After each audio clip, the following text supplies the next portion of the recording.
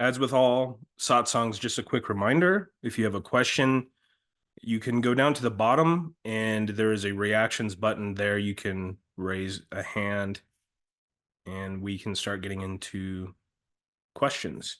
Does anybody have any burning questions? We can also do it through chat as well if you'd like to remain more anonymous. I have a question. Go for it. So I should go for it? Yeah, go ahead. Okay, I just joined. Sorry, I had trouble signing in. So, with regards to getting to that place, um, often you'll hear people say, go to where the pain is, and that's fine. But can you also bring almost a looking, like um, not you, but something is looking, kind of bringing an awareness to where that pain is. As it just it feels like that's what I'm being called to do, um, to bring that it's almost like a universal eyeball, just where nothing hides. Resistance to me is almost hiding from reality. What are your thoughts on that? Hmm. There's there's definitely a lot of value to observation, or we could even say the experience of the observer. Yet ultimately, what this really is all about is complete immersion and engagement. And what will happen sometimes is the intellectual mind will keep a buffer in experience through that which is being observed and who is observing the experience. Ultimately, you want to become everything, especially those things that have an inherent sense of no. So if there's something that wants to just bring attention to watch, that's actually okay, but it's not actually an end point, so to speak. It is it is guiding you closer. You want to be so immersed in the experience that there is no sense of one who's observing. Instead, you are it. I understand. It's almost it is looking at that part that feels separate, and then by observing it, it joins into the it, if that makes any sense.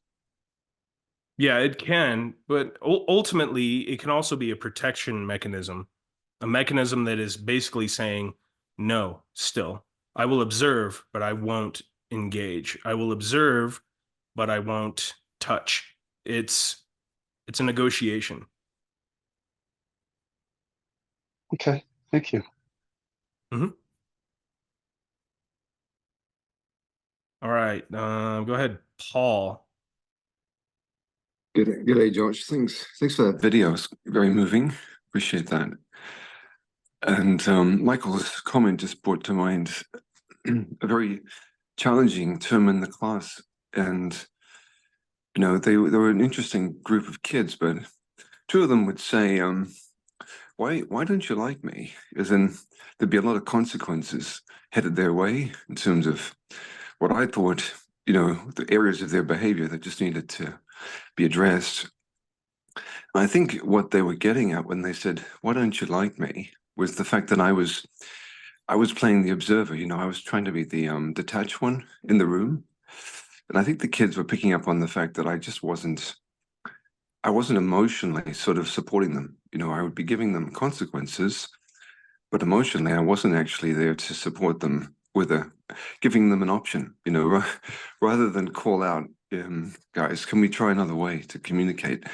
But I think I've always done this sort of spiritual thing of just trying to hide, but turn up, do the job. But ultimately, I'm not fully engaged. And I found those kids were helpful because they actually were giving me a clue. It's not enough just to turn up and teach the lesson. I actually have to be there for them. And they put it in terms of, it was just very interesting because they would just say, "Why don't you like me?" Because what I thought I was doing was my job.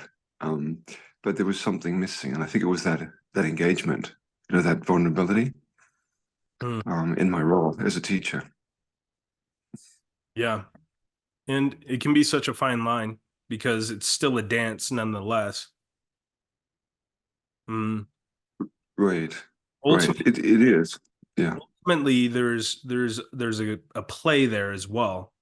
The kids that have the courage and the fortitude to step forward and even ask a question like that, that's just a beautiful opportunity to step. Hmm. Maybe there's an opportunity to connect on a deeper level. The one thing that's really clear when it comes to education is kids learn when they are sensationally engaged, and Hmm. sometimes that means they want to be engaged with the teacher. I can point to my daughter. She is very much that way. If she doesn't feel engaged with the teacher, she doesn't seem to do as well in those classes. So it just really sounds like an opportunity to connect. At the same time, there is this relative world of form, and boundaries do have a place. And that's why it's a dance. You figure it out. But every class, every interaction, all listening, all connection has its own flavor. Hmm. Yeah. Yeah. No, I think it's the humanness of this work now. I always been the detached one in the room, but how to actually join the party and just be available. So the experience has been very positive because both even little things like eye contact, rather than just dish out a consequence and deliver a lesson, how about taking time and engaging, in a conversation? And it's the basics, but it's changed things between myself and these kids. Hmm. Yeah, and something you might find is just by having a sense of attention and full engagement with this space here, um, just by being connected to that space, somehow others are connecting with us as well. It's just bringing attention to that which always and already has attention. Mhm. The best Good. pointing here Thank is you. ultimately feeling is effortlessness. There is no Mhm. effort in feeling at all. It's already happening Mhm. all the time. The only effort is that which is having us disassociate from that experience. Right. Yeah, very good. So resist nothing. Yeah, and be careful creating a stance there too. It is really Hmm. that fine of a space of luminance where it's not just resist nothing, it is just pay attention. Hmm. Even if you can pay attention to the resistance, you will find that curiosity and attention pulls you to what is making an appearance always. And something that's come up as a kind of a sloppy metaphor is, imagine you walk into a deep caving system. You turn off your lamp and you cannot see your hands in front of your face. It's so dark. And then suddenly you see a green pulsing light, like some kind of silkworm over on a stalactite. Immediately your attention and curiosity will be drawn. And so suddenly you're there. You don't have to do anything about that. It just happens on its own. And then as that light begins to dim, you hear a sound over this direction and your attention is drawn there. Now there's no more blinking light. It's just this sound. And then while you're there, you feel a drip on the back of your neck from a stalactite. Now all of a sudden your attention's there. The whole time you never brought effort to that experience. It does it on Hmm. its own. And so that shows Yeah, up in a sensational way, and it shows up in these seemingly external interactions. right. Yeah. No, very true. I mean, thank you. I like the point you made about attention, and I don't have to make it happen. And yeah, it does the job for me. I put a lot of work into what I do, but I like the point you made about attention. Just really be there. What is happening? What is obvious? Mm-hmm. And you'll start to find that there's a clear energetic space working with kids too. You will just start to have a very deep intuitive sense of something's going on, they're doing well, so on and so forth. That kind of connection moves way beyond the content of words. And that's really all that drives them. Even if they have thoughts overlaying on top, it's felt.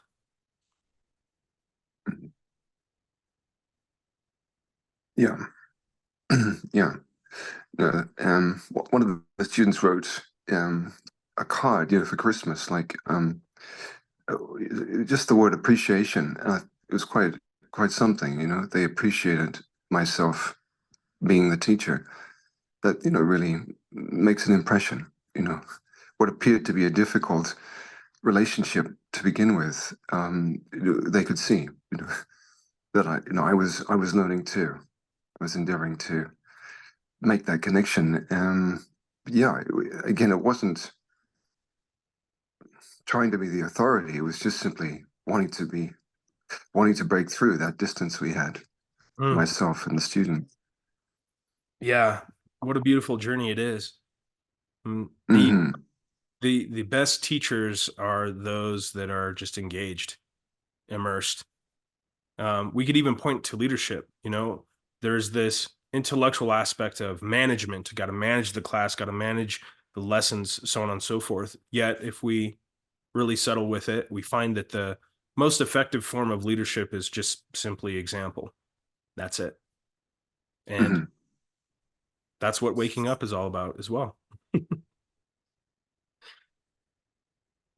Beautiful. Okay, thanks. Yeah, nice to see you. You too. Cheers. All right. I think Anna was next. Hello, Josh. Hi. So mind creating a lot of stories. That's what it does. And so it has created that story, like on this path, you're going to die, and that's everything is very negative and dark and heavy. And just, like that story was going on for about a month. Then one day someone said, no, it's actually quite positive and no changes and this and this. And then at that moment, I really could see how there is a holding on that story. And mine literally was screaming inside, no, you can't take this suffering of me. This is my suffering. And so once, once I've seen that's happening, I went to bed, and mine just went completely nuts, just completely mental. So it's kind of split between a guard and me. It was split, and it was like standing in front of the door and not allowing me to see what is behind the door. So I asked, can I see? No, and just, screaming and very aggressive, very angry, I'm going to kill you. And then I said, but I just want to see. So, he said, what is there? And mine just goes nothing. And but after that, I woke up, and it was going, with different stories. It was asking for mercy, and just begging and doing many different things. Just don't. Then I sat, and I thought, that's just story, and that's just another story, and they all just thoughts, and the stories are no difference. Once that realization kicked in, it settled completely. There was no attacking, was no panicking, nothing. It just nothing happened. So a couple of days after that, I went to bed, and there was fear coming up. I'm just normally just relaxing and just getting into sensations, and I can see mind is creating story pulling out. I just okay, getting back into sensations, and I was getting up again. I was what are you avoiding to feel? And that picture came up when I was a kid, I had one incident, like, you know, like I just that fear what came up and that time when that happened, it was something, you know, like animalistic fear, something just like survival fear. Like I remember like face was born and heart was jumping, like it feels like your guts are dropping out. That strong fear response. So and then like pictures like when child is born coming up. So I just like I can see how all this like being born and death and that survival, everything like related to each other. And today I woke up and mine just goes, you know, like everything is pointless. There is no meaning. There is no enjoyment. You know, things like this. It's just like a very strange place to be at the moment. Very confusing at times. That's pretty common. There is this has been said before.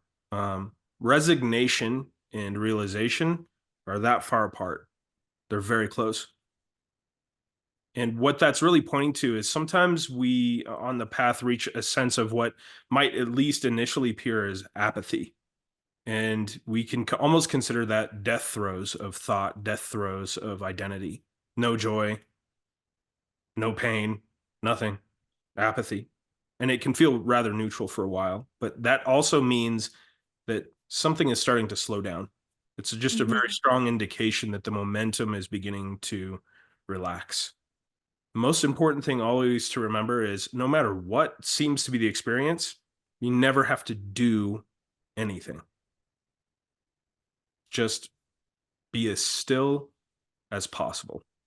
So still that there is no more leaning toward desire or leaning toward aversion. Just watch. And this is that experience of revealing the man behind the curtain, like in The Wizard of Oz. And when we pull back the curtain, there's this little guy with pulleys and levers. And we have a realization, oh, that's the Wizard of Oz. So there will be sometimes an oscillation. It will be desperate. In that desperation, those thoughts, those extreme thoughts of, this is extremely painful, or maybe even beliefs rise to the surface, that can reveal quite a bit. And then it will want to pull all the way back and say, well, there is no joy. There's no point. And that's where you're starting to get to the very tip of this paradox. Yeah, there is no point. There's no meaning. It's all made up.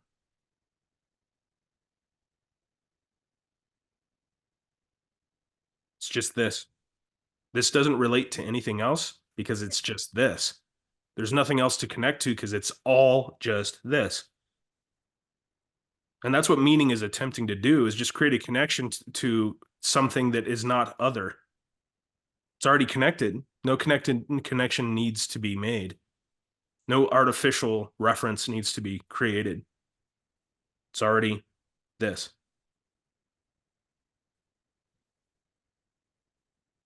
And you know, like when there is no stories going on, when there is like no meaning, and let's say this like neutrality, it's just like that's boring. Yeah. Just be aware of something, that if you're noticing that it seems like it's boring, you're still somewhere in limbo between being fully engaged with something and observing thought. Head closer to that which feels absolutely unavoidable. What is obvious? What is screaming for attention? Where does curiosity naturally go? And can you feel the effort that is pushing and pulling against that? That's it. Because it will be this limbo, because it's neither maybe full mind identification, nor is it full immersion.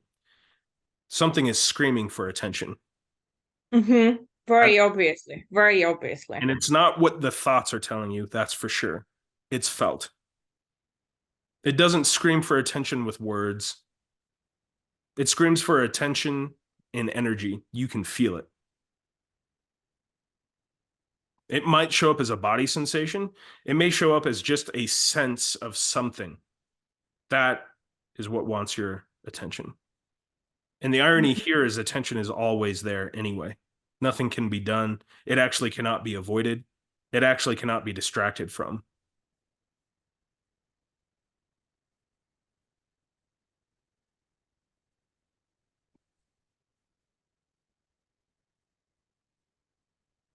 Thank you. Nice to see you. All right, let's go Tia.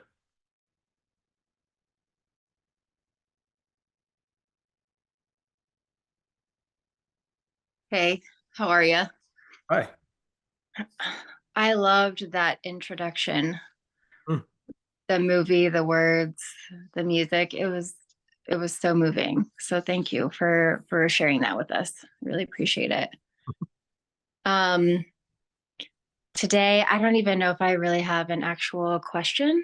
But today, things have just kind of been unraveling a lot. And today there was kind of this realization, I guess, that everything in my experience is just thought. Even like the person experiencing, like the subject, or like, is just a thought. And when I looked inside, and even though, I can sense that even like the thing looking is also a thought, but I look inside and there's like nothing. There's nothing here. And like oddly, like the tears are coming. I don't necessarily, there's not really like a sensation of fear.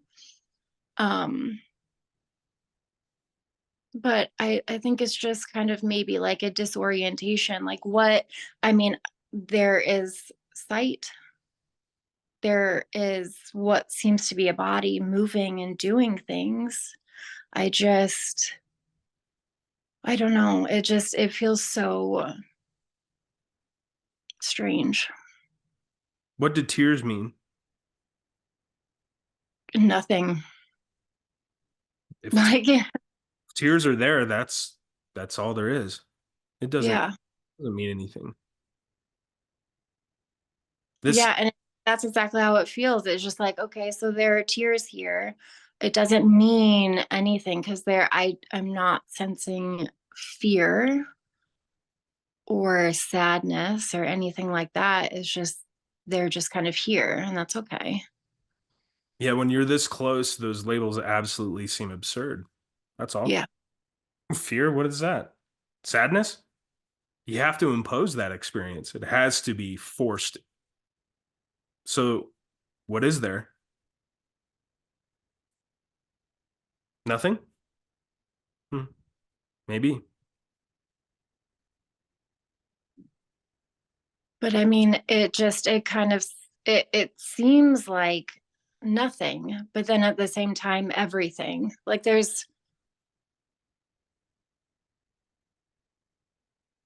I don't know, it doesn't, the mind wants to make sense of it. The mind wants to say, okay, then what is this? It must be something.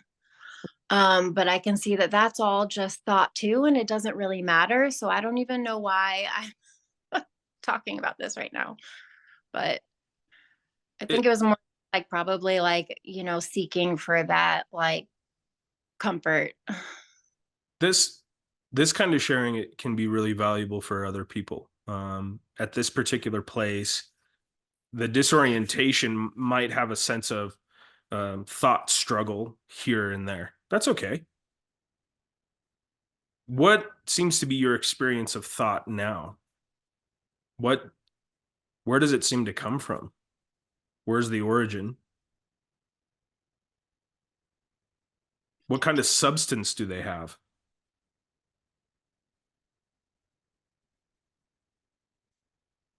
To be honest, I don't even know if thoughts exist. I don't even know if it exists unless it is just appears as itself. Mm-hmm. It doesn't exist unless it is there, unless it arises. And then when it is there, it's like nothing. I don't know. Mm-hmm. But it certainly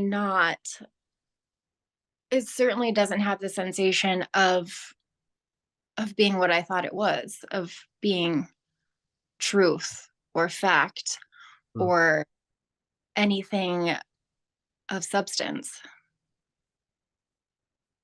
So Pretty engaged. Yeah.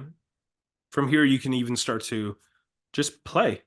There in the apparent tears is laughter, and within the laughter are tears. There is we could call it the tip of the spear, this particular paradox. How deeply can you allow that to appear, to reveal itself, to illuminate? That's the game. It's just a gentle nudge, gentle question. How deeply can everything reveal itself as nothing?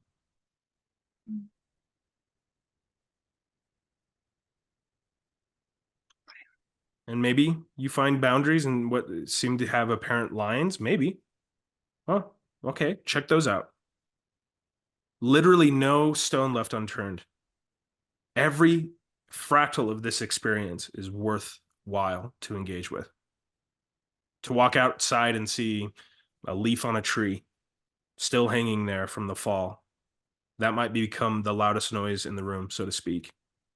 The first thing is the only thing is everything. Then maybe there's no problem. yeah. I mean, it's all relatively fresh and stuff, but I can't imagine what would be problematic other than what the mind wants to tell me is a problem. But Yeah. if nothing follows that, then like, how is even thought a problem? So, Yeah. all right. Okay.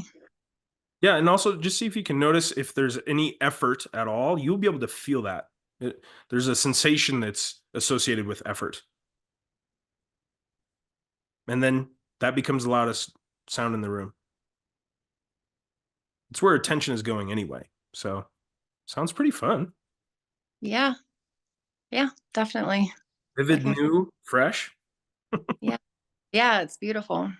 Yeah. All right. Okay, thank you. I appreciate it. Thanks, Tia. hmm Does anybody else have anything they'd like to share or a question?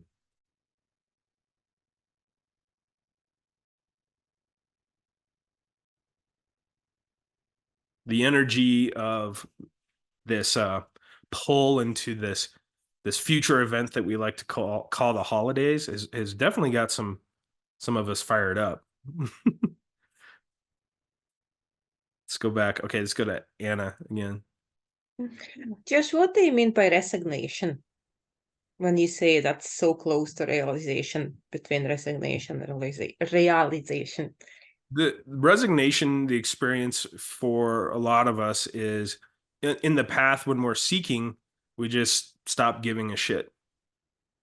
Stop seeking. That's usually a good sign. That means something is slowing down. Some sense of desperation is beginning to lose its momentum just on its own. When people say, I don't want to watch another YouTube video, it like brings up this like laughter naturally. Oh, good. About videos, it just feels, like you eat ice cream, you eat more ice cream, you eat more ice cream, and it's just, like even the thought of watching another video, bleh. Yeah, it's videos are just like thoughts that they provide clues. They're shadows to something that's being illuminated. And sometimes that can actually help jumpstart something. But then what the identity is really good at is overcompensation.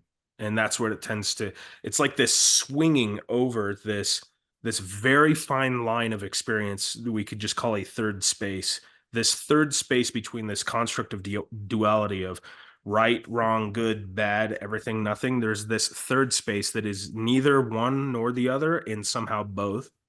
And that pendulum of overcompensation, which shows up in seeking quite a bit, will take us past, we might even get a taste as we're seeking, and then we're way over here again. And eventually that momentum slows down and we start naturally falling into what we could just say a homeostasis or a natural flow of harmony or balance. ultimately, that's what this is all about. When the pointing shows up as there is no truth but your truth, just continuously and forever make sure that that's true. It's pointing to whatever's right here is the only thing that can actually be examined. And maybe that video might be illuminating something or pointing to something that's right here, but that's all there is anyway. Some people, what they do is they get fixated on the terminology, the seeming stance of non-duality. None of that exists. There is no movement in non-duality. It's just reality at its most fundamental. That's all this is. Everything right here, right now. So eventually that momentum slows down. Pendulum might swing a bit. We could call that an oscillation or an orbit, but eventually it takes us right to the core of what's this. That's all. Resignation is a place where that seeking slows down so much that the pendulum isn't swinging anymore either direction.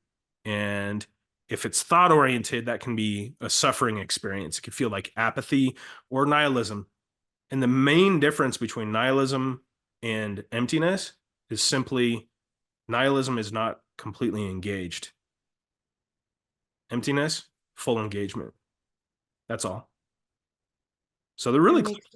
Makes total sense, yes. Very close. Okay. Perfect. Thank you. All right, let's go to Allison. Hi, Josh. Hi. Wanted to ask about the intensity of emotions. I've been having, I don't even know how to describe what's happening, but it's like a total immersion with this. It's like this blossoming of sensation. And you had told me like go deep. We've been I sent you like a message on Telegram, but you had said in a one-on-one to like go into the sensation until the world is on fire with this sensation that you're experiencing. And I have been, and it's like burning everything else up, right? It's the only thing. All of it's the only thing, but it's so big. It's like this feeling of bigness that makes me feel as though maybe I never felt before, right? Like it's so pervasive, and my responses to people are less measured. And like I had asked my son to cover up the chili, and because we have a cat that will just go and stick his whole body in the chili and just eat. And so I had reminded him twice, and I was like really like a little torqued, and I could just feel like everything's so intense. And so I was like, please put the lid on the chili. And he left the lid on the chili, and I went into the kitchen, and there our cat was with his whole, upper half in the chili. And I shrieked. And, normally I would probably say like, I'm very annoyed, but I was like, oh, he's in the chili. And I just lost my stuffing and went upstairs and went into meditation, and like I felt so much feeling. I'm not used to feeling this much feeling. And I think that I don't even know what my question is, but to be like, oh my God, like I'm riding a dragon, with this. Yeah. I mean, when we really start to pay attention, we start to come in contact with innocence. And this is how raw it is to be born. Just existing is absolutely fire, intensity, just existence itself. And for some reason, as children, we've figured out some coping mechanisms in order to mute and move away and avoid and resist this intensity of existence. But it is the loudest sound in the room and always has been. And as we allow ourselves to open up, it can feel quite intense, quite a bit like fire. Amadeus, he's our big boy. He's like 150 pounds, Italian Mastiff, really good boy. He had something in his paw. We didn't realize he's just so stoic when it comes to pain. He doesn't demonstrate. But one day going up the stairs, he was walking in a way that was that demonstrated that he had something in the paw. And so finally got him on his back, and I turn him over, and I'm going to grab out this. I could see it was calloused over. He had had it in his paw for so long. There was a little thorn or something in there. And upon removing the callus and getting that thorn out, it was clearly intense enough for him to react. And he's got a big head. And he screamed and he howled and he was biting, but not to hurt. He was just scared. That is a perfect metaphor for this. It will be this way as we start to remove the callus. But it doesn't stay this way. We become acclimated with our truest nature, and what you're coming in contact with is your innocence itself. And it's all just soft, sweet, open innocence. And every tiny bit of pain along the way is just something that wants to cover that up because it's afraid, because it can't know it.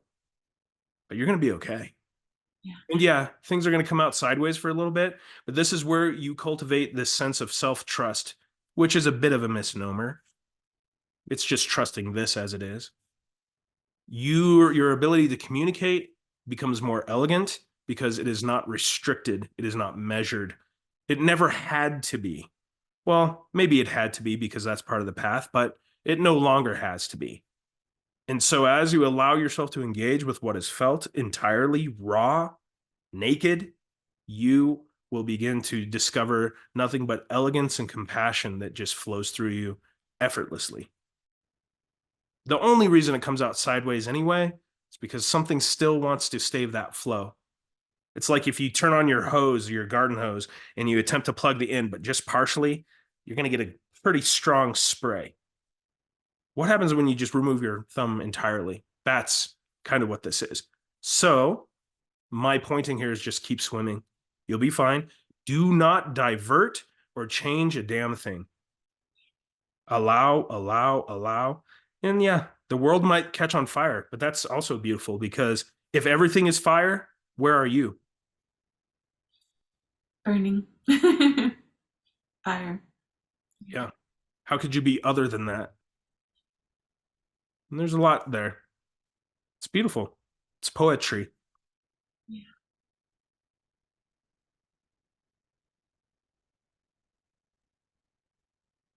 Yeah. The momentum's there.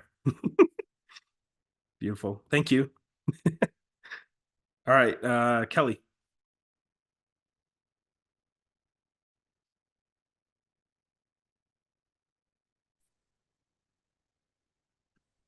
God, I'm feeling really raw.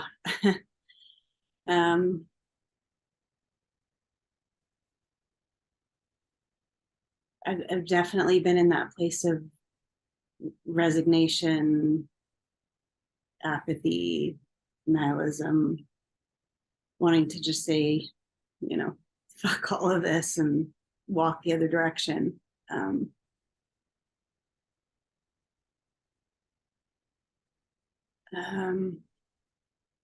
I think I have a question. I'm just not quite sure how to.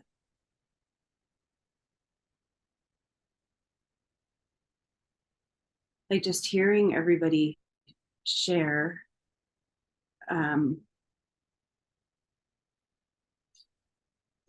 has me feeling more again. I've been, I guess, covering it up. And there's a little bit of reflection going on just around not sharing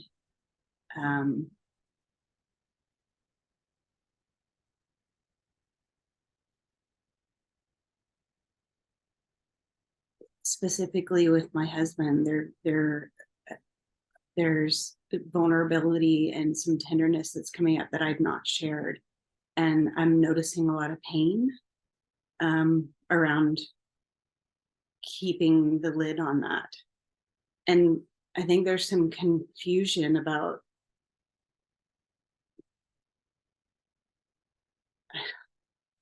it's just a bit of a jumbled mess.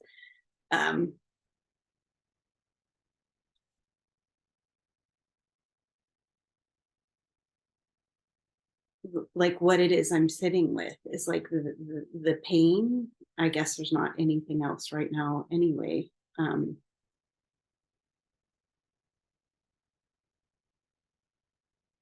it makes me want to go take action on that. And I guess it's like, do I just sit with the pain, or do I take out, or are they even separate? I'm not even sure. Every action is a motion from stillness. Every engagement with thought is a motion from stillness. To cultivate stillness, we just sit still and don't do anything and feel, because feeling is effortlessness. So sure, you could take action, but that's not really where the attention is. It's not about what to do with this. It's about this by itself. No interpretation, no assumption, no what next. Whatever's arising is all there is. So if it's pain, go there, but that's still an assumption. Can you go further? The box of experience is pain. What's outside of that? You'll find that it is never a boring experience. There's no mundane experiences at all. Yeah, I mean, pain's the label to be able to express. Yeah, to be able to talk about it. The desire for a solution is all oriented around more thought. A solution to what? Something that you're feeling? There is no solution to what you're feeling, because what you're feeling is not a problem. It just is. If you regard certain sensations as a problem and that seems to instigate action, then that is exactly the place where everything is hiding, right there. This is a problem. I need to fix this. Fix what? Something you're feeling? You can't stop yourself from feeling anything. It's uncontrollable. It is training wheels for the rest of this universe, the rest of this presence. Whatever these sensations are, we have zero control, and they're impossible to actually pin down. The more immersion there begins to reveal things everywhere in the same way. It's quite a paradox. It is not a resting place. Just to remind everyone, I know sensations are pointed to quite often, but it is the most commonly bypassed and disassociated space in modern human experience. It's an epidemic. Start there. It takes you the rest of the way. Sisyphus does push the boulder over the hill, but it might feel like it sucks for a while. Get to know what sucks until you don't know what sucks anymore. It's the only way to put it. You lose orientation to that which you are engaged with. It is the essence of presence. You cannot orient to this. How can you orient to everything and nothing simultaneously? Just is.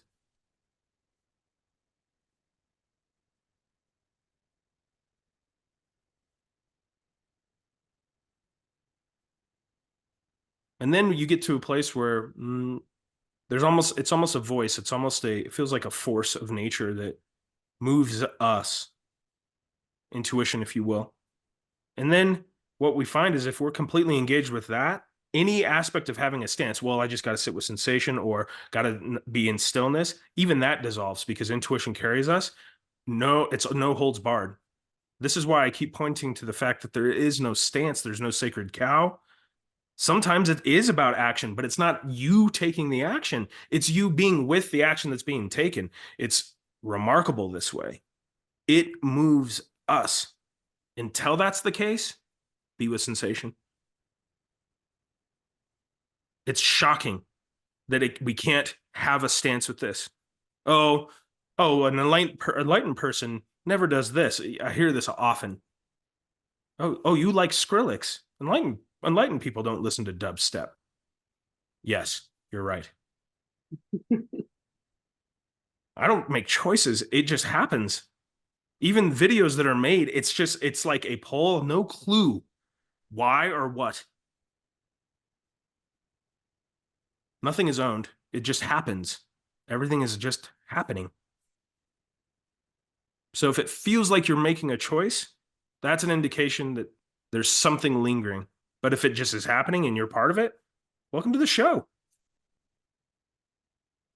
It's tricky, I know, but you just know what you know. It's like there's resistance to doing something that I felt like I needed to do, and yet, and I can feel that need to know. And yeah, like I want to ask more questions because I want to know, and it's like, no. We can break it down though. I mean, sharing something with your husband or not sharing something with your husband, there's literally no meaning either direction. The only thing that seems to be lingering is what's being hinged upon, and that's a sensation that you are considering pain. That's it. The actions themselves mean nothing. Want to ruffle some feathers? Marriage means nothing. Relationships mean nothing. Your family means nothing. It's all made up. And boy, that will really get some people fired up. But it's true. It means nothing. You're making it up. Blood is thicker than water. Okay. Well, that's that You thing. owe nothing. Nothing is owed because nothing is owned. So if there's thoughts that are creating a sense of pain around something to do with loyalty, devotion, honesty, that's still all made up. There is only one variety of honesty, and that is absolute engagement with what we are experiencing now. That's it. No other honesty. The rest is just thought. And if it comes out as an expression, that's free. That's unchained. If it doesn't come out as an expression and you're not noticing something that's putting effort against it, I guess there's no problem. We're creating problems all the time. It must fit the frame. That's what the mind does. Tanks, bombs, guns, death, separation, death, racism, hatred, all here. What is right here? That's it.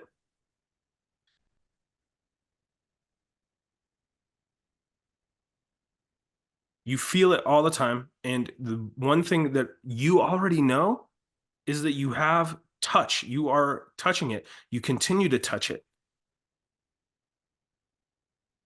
Don't feed that which is keeping the pendulum swinging. There's a different feeling from withdrawal, because thought can have a physical experience of withdrawal and resistance.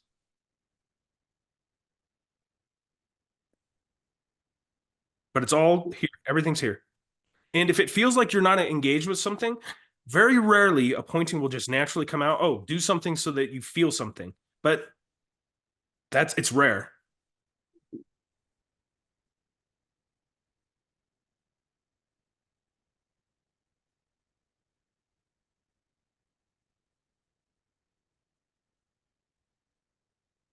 I promise the rest is just a story. I mean, all that sense of pain around like husband, all this stuff, whatever that means, just a story. Yeah, there's not even a lot there, but there is with this path. I gotta share. If I don't share, I'm a bad person. It's like those are all thoughts that gets you in touch with shame. Whatever's being felt will take you all the way. But it starts to become just pure contradiction after a while. But we have a sense of trust of whatever is moving us that we're not even entertaining the contradiction. It's just making an appearance of a contradiction. That's the nature of the mind's interaction with paradox, is just contradiction. But when we're engaged fully, we're moving, it just doesn't matter what the appearances are. Yeah, I think there's this belief that with the shame that I need to kind of expose myself, but I notice even in that it's to get relief. Yeah. See, that's the what next. And there's no more extra steps. It's just this. That's stillness right there. And then from there, you'll start to notice the leaning toward or away from something.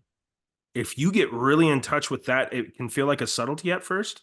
You will be able to watch that mechanism so thoroughly that it just no longer has any mystique, has no more pull. That's when you pull the curtain back and you see the little dude. I'm the Wizard of Oz. It's like, oh, you're the Wizard of Oz? That's not that scary. Yeah. There's still so much resistance though. Like, yeah, like it's just too simple. Well, just know that even that resistance, it's probably thought.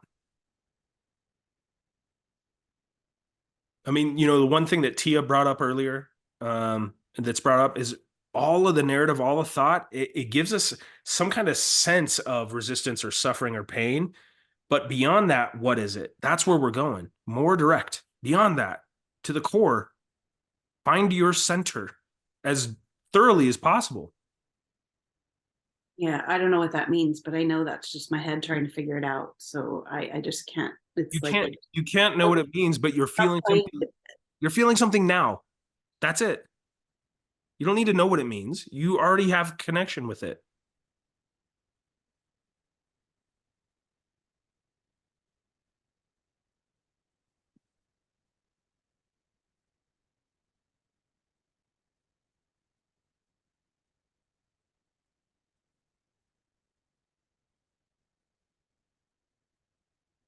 I'm I'm gonna go back over here and continue to struggle because that just seems to be what's here.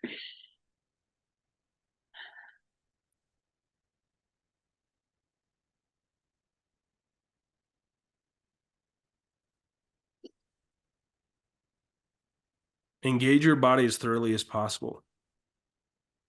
If it just seems like you're being overlaid with thought, focus on breath, box breathing. Roll over on the ground and do 20 push-ups. That'll engage your body. Pretty hard to think in that space. Whatever it is, if you have to, force yourself to engage directly with your body, just for enough time that you get a little bit of a separation from the continuous stream, the continuous hamster wheel. It will help. Okay. In the meantime, check out this sweater.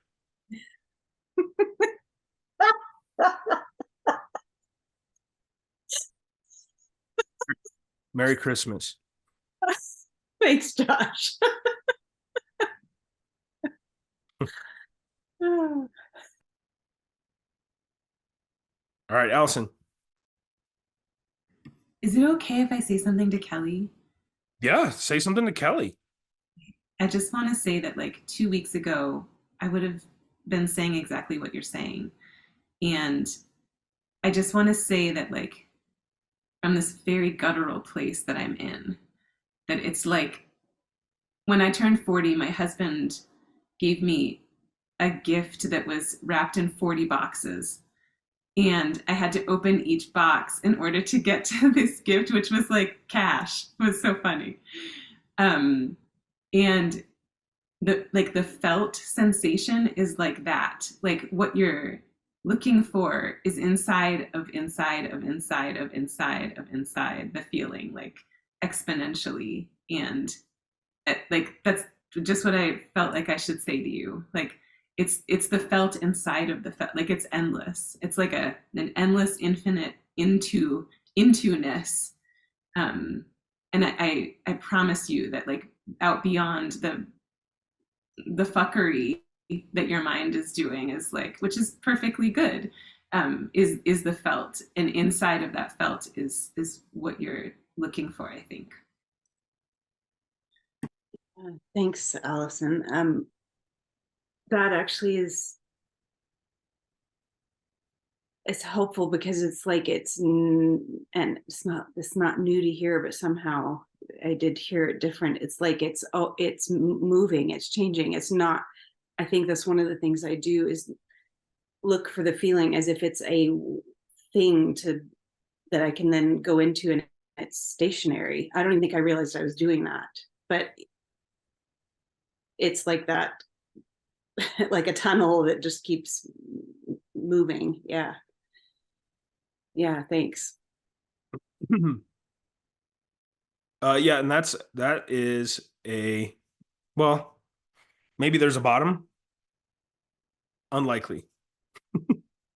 It is a nesting doll that just continues as a fractal seemingly forever. But we get to a place where that is just light, curious, and generally enjoyable.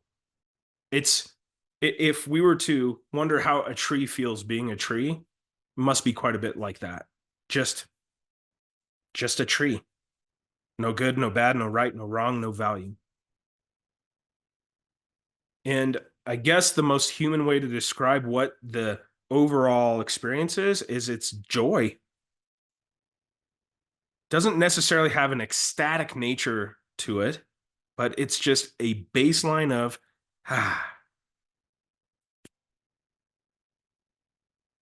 everything that seems to be suffering is clearly imposed, and there's an imposition machine through our social connections, our culture, internet, social media, a lot of thoughts, a lot of constructs of identity and belief. Beyond that, though, what is it at its most fundamental? That's where we begin. That's where the seed is planted. It's where life begins. We grow. And the exploration takes us pretty deep. Not everyone who reaches a state of equanimity seems to have an experience of no self. Doesn't actually seem to matter, though. Doesn't matter. Because once the ball is rolling, we realize completely and absolutely there is no control. It just is. So then we're not even evaluating. There's no fear of missing out. There's no comparison to other experiences. It's all just this. So some groups really get caught up in like levels of awakening, stages and things like that. Throw it out. Doesn't mean anything. It's just another thought, another construct. All that matters is your truth. Examine, examine, examine. Make sure always it's true, because I think you'll find it is a fractal of experience. Never a dull moment, though. We never wait any longer because it's always engagement. We're never waiting for anything. There is nothing else. We're engaged. Boredom can't exist. Boredom is the sensation of not being engaged, resisting what's happening now.